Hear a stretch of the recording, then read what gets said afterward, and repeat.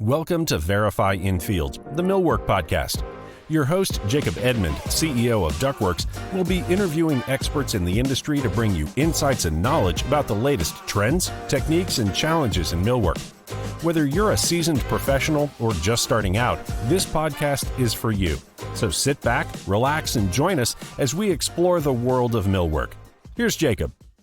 Hey, Jonathan, thanks for joining me. We have Jonathan Adams here. He is the Vice President of Operations at Bell Cabinetry and Design. Today, he's joining me to talk about the skills gap in the millwork industry. So before we jump into our topic, though, I wanted to, you could tell us a little bit about your background, how you got started in this industry, and a little bit about your path to where you're at now. Sure. First, thanks, Jacob, for having me on. It's a pleasure to do this podcast with you. I got started in the industry when I was 12 years old. My dad and my uncle started a cabinet shop in Dayton, Ohio in 1978. And when you grow up in a family business, you usually get drug out there at a young age. And so when I was, as I said, 12 years old, my dad drugged me out to the shop. And I think my first job was, we had a bunch of countertops that needed grommet holes drilled. And that was way before CNC time. So it was hole saw and a screw gun just sitting there screwing hole saw holes. So that's how I got started. Every summer, every Christmas break, as I was going through school, learned the business from like the shop and the field first. You can't really obviously work in an office environment until you really understand how the business works. And at the time, I begrudgingly did the work. But as I look back on my past now and where I've come, I'm actually really grateful for the experience and the time that I had as a youngster as I was growing up. So I did that all throughout high school. When I graduated high school, I started working full-time at the family business. And this is Adams Group down in Sarasota, Florida that I'm referring to. I did my undergrad while I was working full-time. I did my undergrad in information systems management. And after I finished school, I just kept working at that business and kind of moved up the chain, moved up the ladder, worked through engineering, worked through some project management roles, et cetera, et cetera. That's how I got started, from meager beginnings of a family business, and was able to help that business grow and leap off from there. Awesome. I didn't know that they started in Ohio. That's cool to hear. Yep. Great. I appreciate you giving us that background on yourself. And today, as I mentioned, we're talking about the skills gap in the millwork industry, which is obviously a buzzword these days across many industries. But from your perspective, can you talk a little bit about what this issue looks like from your experience for us specifically in millwork, in a way that for any listeners that maybe aren't directly in this industry, what does that talent look like and why it's so difficult to find? Yeah. I think, first of all, I think it's obviously a buzzword, but it's more than a buzzword. It is a real problem. I think anybody that is in any type of skilled trade, whether it be millwork, plumbing, electrical, welding, you name it, if it's a trade that people work with their hands, I think there is a skill gap that exists. And I think that skill gap exists primarily because we stopped teaching the trade at the high school level and oftentimes even at the technical level. So what it looks like for folks that are in the millwork industry, we struggle, just speaking from experience, we struggle to find folks that are really talented at building like custom one-off pieces like nurses stations or die walls or things like that, because there is a lot of nuance to what we do in this industry, whether you're building a cabinet box or you're building something more complicated like nurses stations and die walls and things of that nature. And so that's a dying breed. They're not sitting on every street corner, folks that have those skills or even the desire to learn those skills. And so that's obviously creating a challenge for our industry. I think there are some ways to overcome some of those challenges. Certainly we can make investments into automation, we can make investments into technology, but at the end of the day, you still need good operators, and you still need people that are like QCing the product as it's coming off of each particular station. I think sometimes our industry can be guilty of just thinking, oh, I'm going to go spend $300,000 on a new CNC machine, or I'm going to automate this task. But that also, I think we forget what other constraints or reliances are you creating on your people, even when you make those investments. When you make those investments, you have to have highly skilled maintenance technicians that are going to do PMs on the equipment and on the machinery. There's oftentimes a lot of technical nuances that folks in engineering or somebody in engineering or like a process engineering or a manufacturing engineering role really need to be tied into how that equipment works, how it gets calibrated, how to recalibrate machines, and things of that nature. So I think, Jacob, there's really no magic bullet to fix the problem, but just to describe the problem, I think it's finding people that actually have a desire and a skill to learn the trade and learn how to use their hands and grow in that. And then also on the maintenance side, it's how do we find the people that also understand our equipment, understand how to program them, calibrate them, do the preventative maintenance, et cetera, et cetera. And there are some options out there, but there's not enough options out there to really serve the whole industry as a whole. I think they're very targeted and they're good, but we need more as an industry. That's a great summary, and I think really describes it well. Drilling in a little bit about, you spoke a little bit about your experience when you first got started. Your father and your uncle started in the 70s, and obviously this industry has changed a lot, and you've seen that change yourself firsthand. And you just described a lot about how things are now. And I think some of our listeners, maybe people who are familiar with the industry, but maybe don't work firsthand, there's this perception of Industry 4.0 and automation, and that's the silver bullet. And although largely the industry has modernized and is automated, as you mentioned, and as you alluded to, that introduces, if anything, more problems to solve with the skills needed to fulfill that. And you don't erase the knowledge and skill needed for those custom banquettes and die walls and reception desks, right? It's just really what automation does is allows us to scale our operations, but you still need those same, if anything, more people and skills. So what are there any things that have changed that really contribute to the skills gap today? Like, one, do you think the skills gap today, that there existed a skills gap in the 70s or 80s or 90s? And if it's different today, what do you think makes it so different or amplified? I think the skill gap has been worsening over the last 25 years. I'm 39, and when I was in high school, there was still shop class and things like that. But at that point in time, this is in the early 2000s, they were being killed and they were being replaced with other classes. Education felt like was more valuable than skilled shop classes and things like that.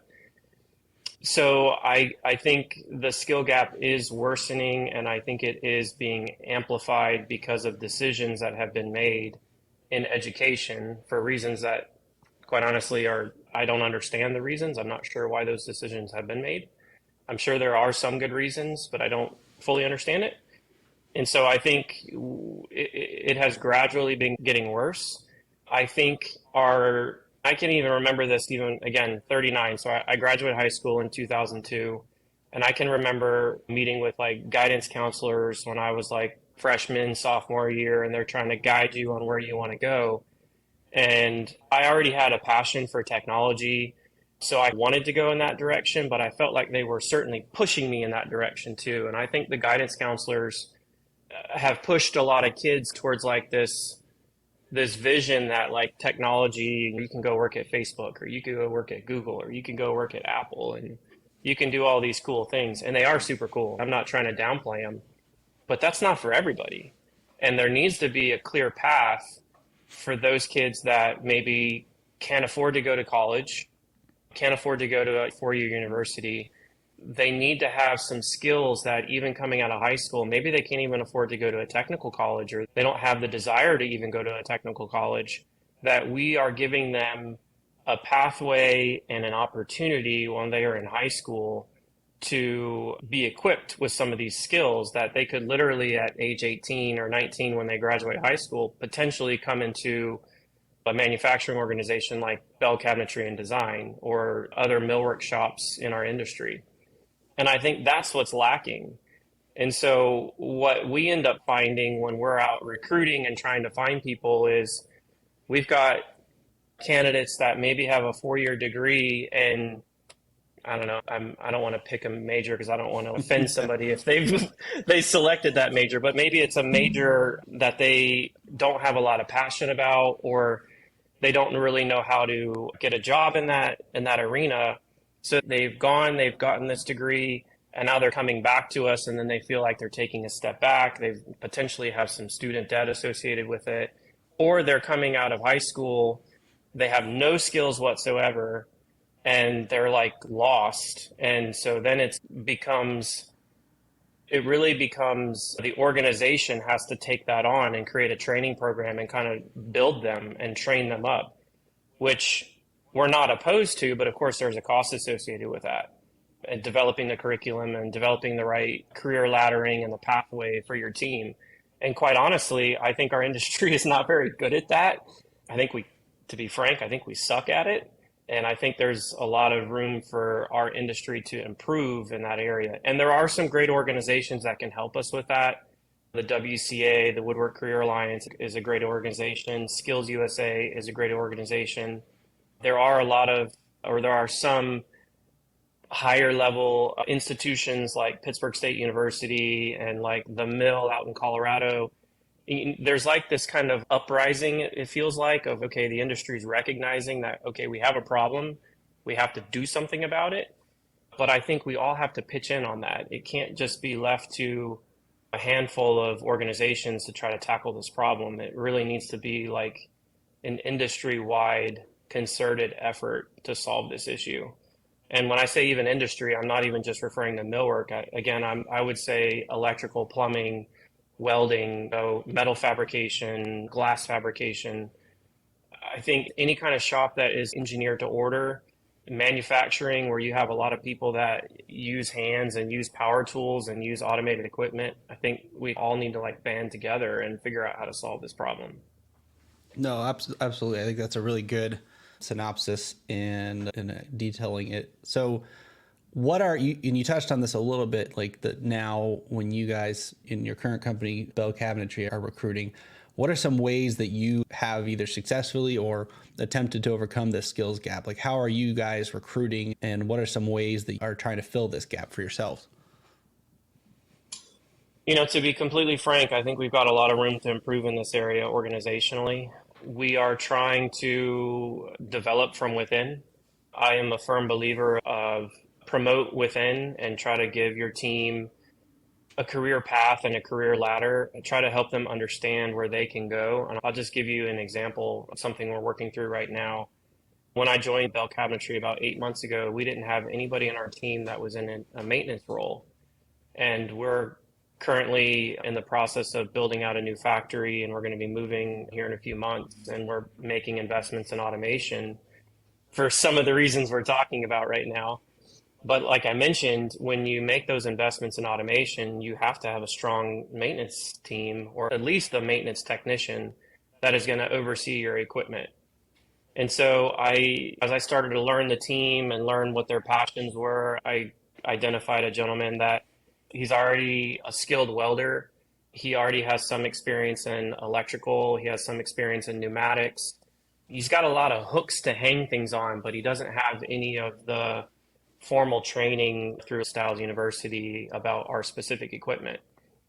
So I sat him down and I talked with him about where the business is going and what the vision for the business is, where we're making investments and what our needs are, and pitched it to him like, hey, would you be interested in this?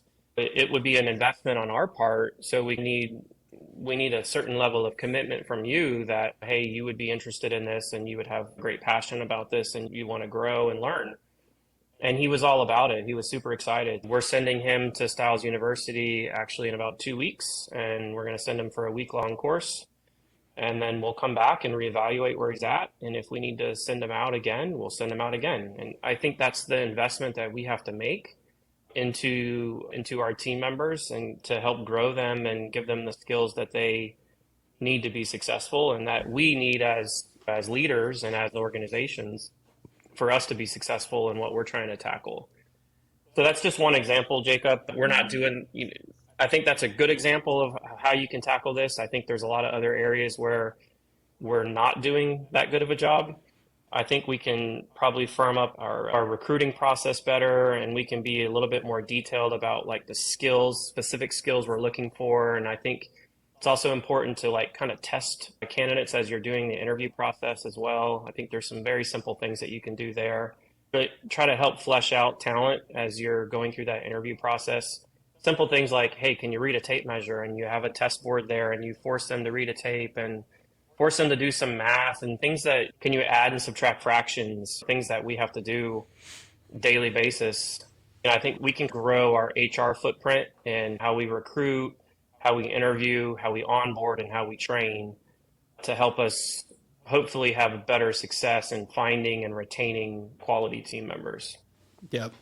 No, that makes sense. That's a great example. And I think what you just outlined is one very good path which is, okay, making a conscious decision and effort to identify high potential talent within your organization, right? And I like what you said, that he has a lot of hooks to hang things on, but maybe not the formal training. And so that is identifying what are those hooks, what are those either skills or talents or traits that they already have that you can build on, but then also making a concerted effort. And as you mentioned, investing in this individual to go to Styles University. So for you guys, obviously, if you have Styles Machinery, Styles University is their vehicle for teaching and instructing people how to run their software, how to maintenance PM their machines and stuff. And that may be different by company, what machines you use or what the role is you're trying to put them in. How common do you think that is, though, in this industry? Companies having that, okay, we're going to identify somebody, we're going to invest in them and train them and develop them for a specific role. Like in our industry, from my perspective and from my experience, like that's very rare, if not almost non-existent. And I think that's part of the problem is that in general, and tell me if your experience is the same, there's two paths that people come into this industry. It's entry level. Hey, they're right out of high school or maybe out of college, but either, hey, I'm early career, beginning of my career, and I'm going to come into an entry level role and I stay with probably a single company and I'm hopefully maybe work my way up through some different roles. And a lot of, I would say the majority of our people, particularly production staff in this industry, are mid to later career people that have followed that path. They started earlier in their career. Maybe they know the owner, they have a friend that worked there and they started in the shop. The same story at old as time. And the second path now of when you think about companies recruiting is basically stealing very experienced talent from other companies. And there's not very much between those. And so the problem with that is that first bucket is very largely filled with later, mid to late career people, right? That are just, they're retiring or moving on, and that bucket's getting smaller and smaller. And then that second path is also taking people from that first bucket that are very experienced. And so you're creating a void in another company. And there's not enough in between that of how do we create those skilled people that are new to the industry, and how do you make that path? Or even how do we bring new people in that can take the longer path? I know that there's, and a part of it too, I'd like to touch on is how different this is even from region to region, right? Because within the U.S., like we're a very large, so you and I are both in the U.S. in case we end up getting some listeners outside the U.S., right? And so our experience, what we're talking about here is largely to the U.S., but we're a big country, right? And it varies differently. There's still unions, right? And I'd say they're the minority and they're very regionally based. But many years ago, that was a very common path, right? You would have apprentices that would come into a union and then journeymen, and they would be carpenters unions. And so that is still very regionally different. So we probably have some people listening that are saying, hey, there's these apprenticeships or you can join the union, right? But that isn't a salve for like us in the Southeast very much. What are your thoughts on that and how different this problem can be? We're seeing it affecting everybody, but it is a little bit different regionally based on what options you have. Yeah, so speaking from personal experience, I started my career in Florida. I have worked in the Minnesota area. I've worked directly with the energy team in Krakow, Poland. I also spent 4.5 years in California. and now I'm in Georgia. So I guess I've got a little bit of data like across different regions. And in my experience, the problem is largely the same in all of those regions of where I've been. Florida, Georgia, California, all US based companies that I've worked in, the problem is the same. And these are all various sizes too. Like in the company I was at in California, we had 400 employees and we struggled with the same challenges that I struggle with now where I've got 60 employees. It's finding people that, quite honestly, I feel like in some of this maybe even might be a little bit of like COVID stuff that we're battling with right now. But sometimes it's even challenging to find people that can show up to work Monday through Friday and show up on time and pass a drug test. And that's the reality. I hope I'm not the minority in that situation, but that's the reality that I think we struggle with oftentimes. And so I think it's maybe even philosophically, it's like, it's about a skill as well, but I think we also have to, as leaders, we have to figure out how to tap into people's hearts. And you have to get them to understand that this is not a job, like this is a real career. And you have to figure out not only like we want their hands and we want their brain engaged, but even more than that, we want their heart engaged. And when you can get all three of those things engaged and they actually enjoy coming to work and they enjoy their task, their activity, their process, whatever it is they're doing, and that they feel like cared for and valued, then I think those are some of the missing links that perhaps our industry maybe hasn't touched on or done a good job of.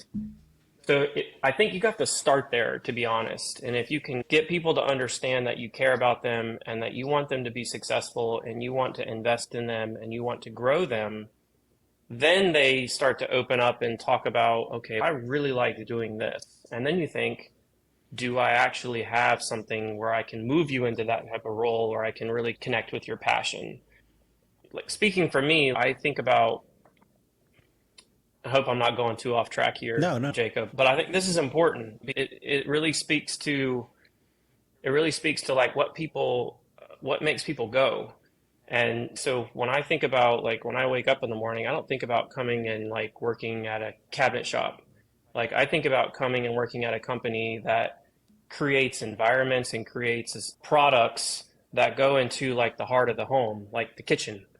And that creates an environment where people come around their kitchen table or they come around their kitchen and they're cooking and they're like being a family together. And so that, to me, that's like my why. My why is I'm helping to create products and create services that help build families. And I'm passionate about that. And I find a lot of value in that. And I think it's important that we try to connect with our team members at that level. And I'm using team members specifically as well. I'm not like an employee.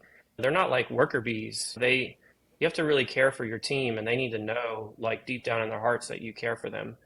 When you do all those things and you put action behind that, then I think you start to create a culture. And I think culture may be something we touch on here. You start to create a culture where you can retain good employees. And then when you are retaining them and you're investing in them, then you can grow with them and you can make those investments more comfortably, believing that you're not going to make those investments and they're going to walk out the door because the guy down the shop offered them a nickel more per hour. And I think it's really a strategy that you have to really have a lot of woven things together, create this culture and create this environment, create this training plan. And I think that can be a competitive advantage as well in the marketplace. There is no magic bullet. It takes a lot of time. Like you have to do this over years before I think people really believe and buy into that. Sorry, I feel like I'm rambling a little bit, but hopefully that makes sense. Yeah, I think there's two main things I want to highlight that you touched on there. One was culture, and I want to come back and talk about that. But two is retention, and we haven't talked about this yet, but I think it's important that most business owners, most companies, most people aren't thinking about recruiting until they have a void to fill, they have a role to fill. And a lot of times that's somebody leaving and now you need to backfill them and it's an emergency. And I think that's important to think about, because that means that you didn't retain somebody. And sometimes you can't, right? People move on and you want to be able to build that. But thinking about employee retention is important in the context of everything we're talking about, because one, if your company has a reputation of people constantly cycling out, that is working 100% against you on recruiting new people. And two, if your company has a bad reputation culture-wise, again, it's going to be impossible. You're already facing an uphill battle in what we've started talking about, which is the skills gap. And there's only so much any one business owner, any one company can do about that, right? You can't fill the pipeline yourself. But what you can do is, make sure that you're not working against yourself, in that when you're trying to recruit people, are you trying to recruit them into a company that has a track record of not keeping people and a track record of being a horrible place to work? So you touched on, I think that all that is a lot culture, and culture helps you with employee retention. And employee retention has to be an intentional, conscious thing that you think about. And I think if you focus on those, recruiting, your people do the recruiting for you, honestly, and your company does the recruiting for you, right? If there's a reputation, one, if your people want to come to work, they want to invite their friends, family, people they meet to, hey, come and work for you. Yep. So touching on those two things, the third thing I wanted to highlight that you started talking about, and in my experience, it's very nuanced and odd, but in the context of culture, like I went to school to be an architect, right? And I had this idea of, I knew I wanted to be involved in what I found through that process is what I really liked was creating and seeing things that get built become our built environment that we use every day that serve a purpose, right? It's not just artwork. It is artwork, but it's something like you touched on when you talked about the kitchen and the heart of the home, right? And that there's this kind of higher purpose. And what I struggled with, I worked for a little bit as an intern architect, where I was just doing contract documents, doing drawings, and I rarely ever got to go to a job site or see what I drew become reality. One of the first things that I loved when I got into millwork was I could be drawing something. The first company I worked for, I drew doors. We did residential doors, and I could draw it. And in a very short period of time, I got to go out and help build it and see it built and see the results of my work. That did something different for me. It lit a fire in me. And so as I went from company and got into casework and millwork proper, I always struggled with feeling like I was surrounded by people that kind of were surprised how seriously I took and how proud I was of the work that I did. And we largely are an industry of people who end up here by accident. And so maybe that's some of it. But I feel like in general, it's more common for us people in this industry to not take what we do seriously, not see ourselves as professionals or experts at what we do, but our customers are expecting that from us. And so I've spent most of my career managing engineers, and I always would challenge them. And it was a lot of times hey, Jacob, you're taking this way too seriously. All we do is put programs out to the machine. And we're all everybody sees our shortcomings, right? More than we take ourselves seriously. And oh no, our customer is coming to us saying, you're the expert at millwork, right? The architect, the GC is expecting us to take ourselves seriously. And it's one of those kind of self-fulfilling prophecies. If you don't take yourself seriously, you're not going to be very good at what you do. I wanted to pick your brain on that. And I think that is pretty common in this industry. And I think it gets at what you were talking about of how do we get into people's hearts and minds of not just, hey, this is a job, but how do we get them motivated in what it is we're doing for a long-term career?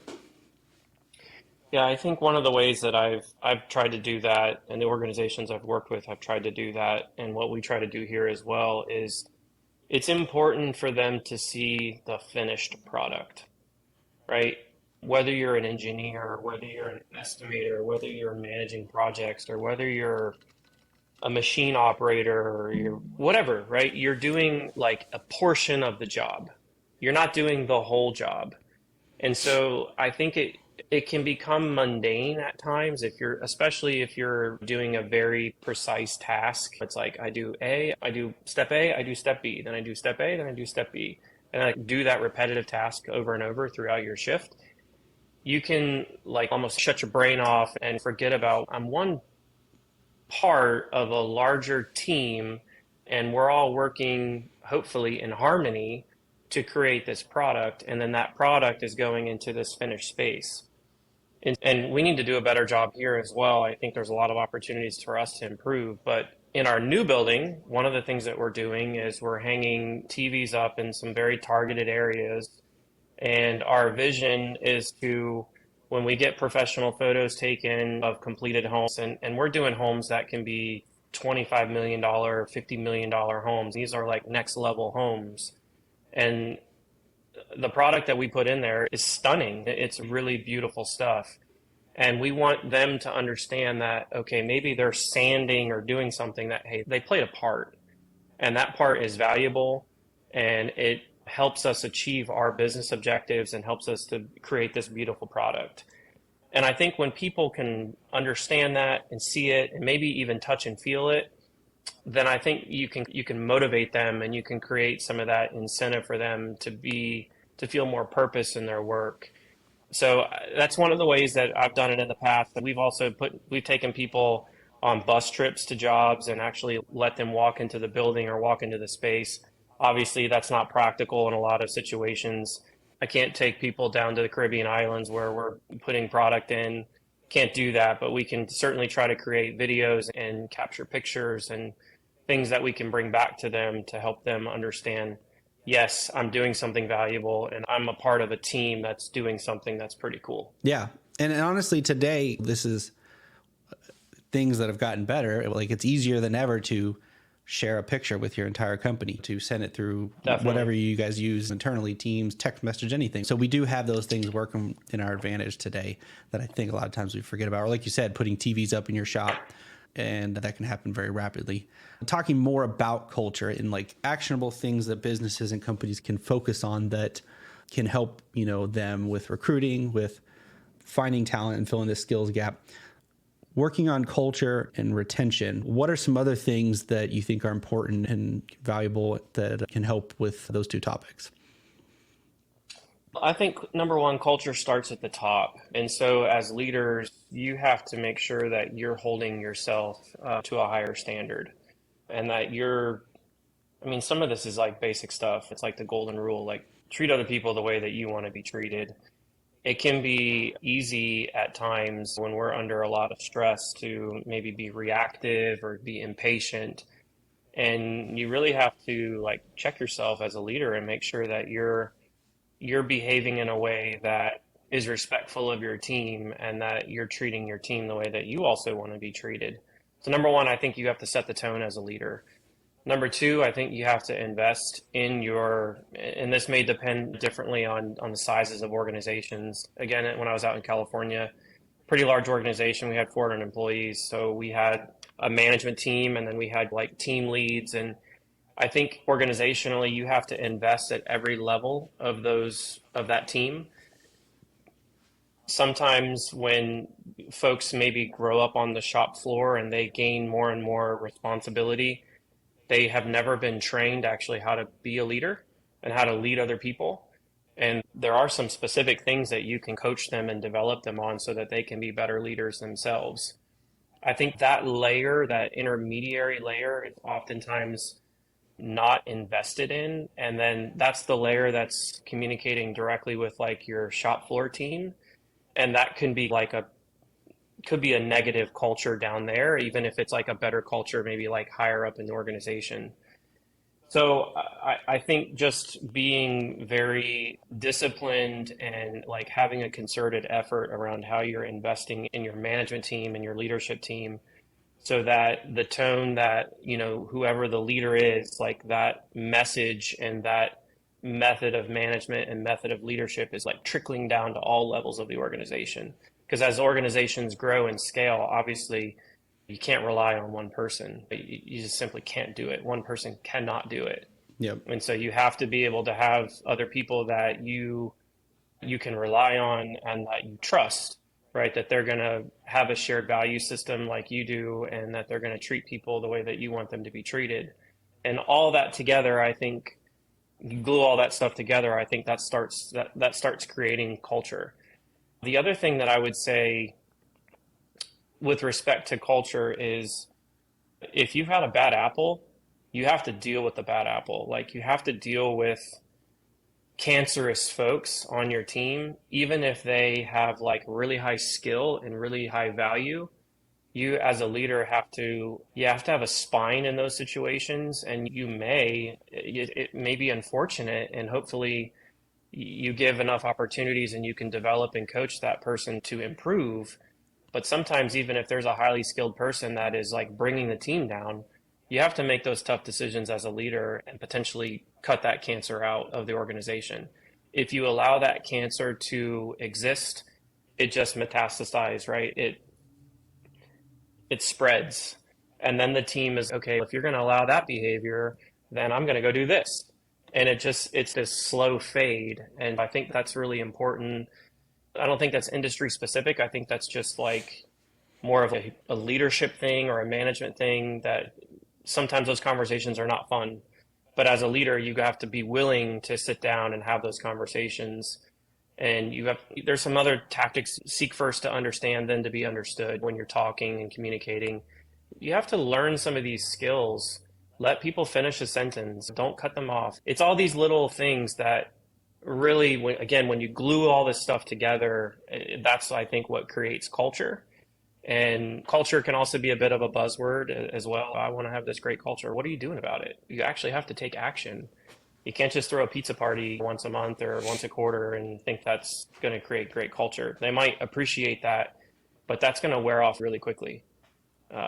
So I don't know. I don't know if that makes any sense, but that's my philosophy or thoughts like around culture. Yeah, no, I think that's awesome. And there's two things I want to highlight that you talked about. First is, so you talked about cutting out cancer. And I think that is a very important role of leaders that is often overlooked, how significant of an impact keeping somebody, because we feel like we can't afford to lose their skill or their knowledge or whatever it is to the organization. But I can't tell you how many companies, like just in the past year, I've consulted with a number of companies, and even just in engineering, there's every company, it seems, has that one person that they keep, that they can't afford to get rid of, that is forcing other people to leave because they just can't tolerate dealing with that person anymore. And you are actively at that point decreasing your retention and harming your culture. And it's crazy to me how common that is and how copy paste it is from one organization to the other. There's just this personality, this type, it's very common. And I think part of it maybe is exacerbated in this industry and in the skills gap, in the fear of I can't afford to lose that person's knowledge, that they are a safe set of hands of this thing, but they're a cancer in affecting the entire organization. Second thing that you talked about that I think is very important, you talked about investing in your second tier leaders, right? And almost every organization has some form of this. A lot of smaller companies, you maybe have your owner, and then you have those leads, and then everybody else, right? And then larger, like you said, when you were 400 people, like there's multiple levels of that. But that middle level, I think what's important to that is, one, it's improving your culture. It's investing in your people who are really running your business. But more than that is what that's doing is showing the rest of the organization that there is a career path here, in that, okay, if this is business, if your business invests in those people, that means that they're taking people from an individual contributor to a supervisor to a lead or something, and investing them and giving them the tools and training and knowledge to become something more in their career. And I think that when you talk about how do we recruit, how do we fill this skills gap, you have to have that path to be able to say, not just empty words, oh yeah, you can come work for us and you can move up. They're one of the most important things for people when looking for a job. And this is, even for me, I've looked for a job many times, and it's always, is there growth opportunity? Is there a career opportunity? Is there something more than what this is? And a lot of times that's one of the biggest factors, is not necessarily, hey, is this job paying more than the other one? It may be paying more today, but there's nothing after that. And this other one has 2 or 3 levels that I know I can get to.